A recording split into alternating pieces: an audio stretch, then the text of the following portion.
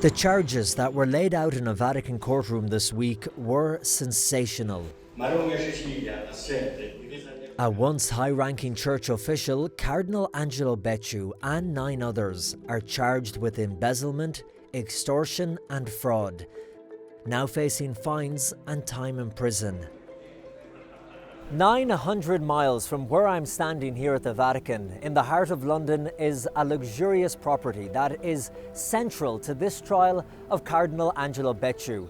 It is a property that his office invested Vatican funds in starting in 2014. And that property deal has become the symbol of this case against Cardinal Becciu and 9 others. And prosecutors are alleging that he improperly used Vatican funds, was dishonest with his superiors, and ultimately lost the Vatican 100 million euros. Cardinal Angelo Becciu denies any wrongdoing. This landmark trial started on Tuesday in a specially modified courtroom inside the Vatican museums. Edward Penton is a journalist with EWTN's National Catholic Register and has been following the story closely. Well, this is really the first time that there's been such a major trial regarding the Vatican finances, a trial in the Vatican with Vatican prosecutors. This hasn't really happened before, not on this scale. The key person in this trial, of course, is Cardinal Angelo Becciu, the former sostituto, the Deputy Secretary of State. He is the first cardinal to be tried by lay judges. Cardinals could be tried in the past, but they had to be tried by other cardinals, obviously on permission of the Pope. But this is the first time that lay prosecutors can bring a cardinal to trial. Hannah Brockhouse, Rome correspondent. Hannah Brockhouse is a journalist with EWTN's Catholic News Agency and too has been reporting on this case. Well, the charges are varied, but many of them are for fraud, embezzlement, abuse of office. This case is unique in so many ways, but mainly because it is the first time that the Vatican has held a trial where it is accusing and charging one of its own, a cardinal, of such serious crimes of embezzlement and fraud. And depending on the outcome, this could be seen by many as a landmark case for the Vatican and Pope Francis's mission to reform Vatican finances and bring about more accountability. This is a Vatican tribunal, so it's a Vatican court there is cooperation with other states. I think there's Luxembourg, United Arab Emirates, Switzerland, United Kingdom, the USA, and so they're also being brought in to help with this trial. Some observers say that the efficacy of this trial, the real strength of this trial, really depends on that cooperation.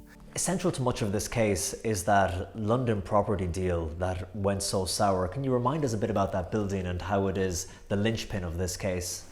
Well, that's kind of what set all of this off, was the London property deal. It was a building purchased by the Secretariat of State in sections from between 2014 and 2018 was when the last part of the deal was brokered.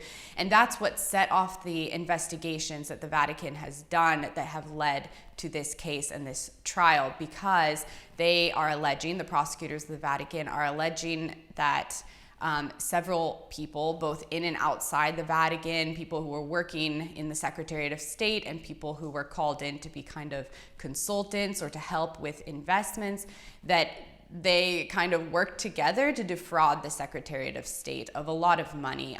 Part of that was giving an evaluation of the value of this property in London higher than the real value should have been, prosecutors allege.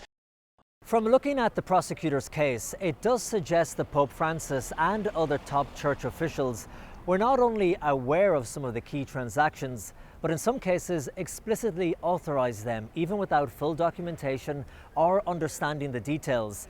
So now the question is, how honest was Cardinal Becciu in what he was telling his superiors, including the Pope, when looking for authorization to transfer large sums of money? Pope Francis did dismiss Cardinal Becciu from his role at the Vatican last year, stripping him of all his rights as a cardinal and telling him that he no longer trusted him. Another senior church official is Cardinal Pietro Parolin. He is not standing trial, even though he was aware and authorized this property deal. Well, one of the reasons given is that, for example, Cardinal Pietro Parolin, who's the Secretary of State, that he claims that they weren't aware of the juridical implications of what they were doing. They've been saying basically they weren't completely aware of the consequences of the things that they were asked to sign. And so they haven't been so far brought to court. They haven't been brought to testify. But that could happen in the future, and Cardinal Parolin has said that he would testify if asked. Another key person facing trial is a woman called Cecilia Moragna. She is a businesswoman who Cardinal Becciu hired in 2016 as a security consultant. Her company was based in Slovenia and was paid €575,000.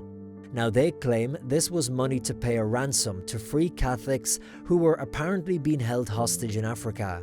But when the investigators followed the paper trail, instead they discovered that half of the money was used to pay bills at luxurious shops, to buy Prada and Louis Vuitton on stays in boutique hotels. Now Mrs. Moragna says that the money was legitimate compensation for her work. They did a 2-year investigation, the Vatican, and it's led to this trial. It's also part of the Vatican's own, Pope Francis's own reforms, financial reforms. You could see sentences being handed down. Now, I think what often happens is that sentences are handed down. There's perhaps they seem to be shortened often, or they're even suspended. So we might see them being handed down, I don't know, a 3-year jail sentence, and then find that it's been suspended, and that's really just done as a warning to them. But that's one theory. The other theory is that actually they'll go full on and they will actually see this through, and that those who get sentenced and found guilty and sentenced will serve a jail time. Well, this case can be kind of the proof, if you will, of how the Vatican's and Pope Francis's financial reforms are working.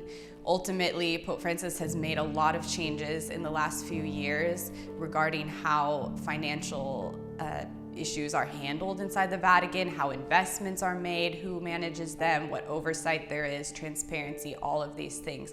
But ultimately, if the Vatican can't prosecute these crimes, it's what deterrent is there from these things happening in the future. Already, the scandal of the London property deal has caused huge reputational damage to the Vatican and has raised many questions of trust in how the Vatican handles large sums of money when to date there has been little transparency and accountability. And after one full day of Vatican prosecutors laying out the charges being brought against Cardinal Becciu and the 9 other defendants, now everyone plays the waiting game. Prosecutors and the defence now have a few months to build their cases even further before the trial reconvenes on October the 5th. In Rome, Colm, Flynn, EWTN News In-Depth.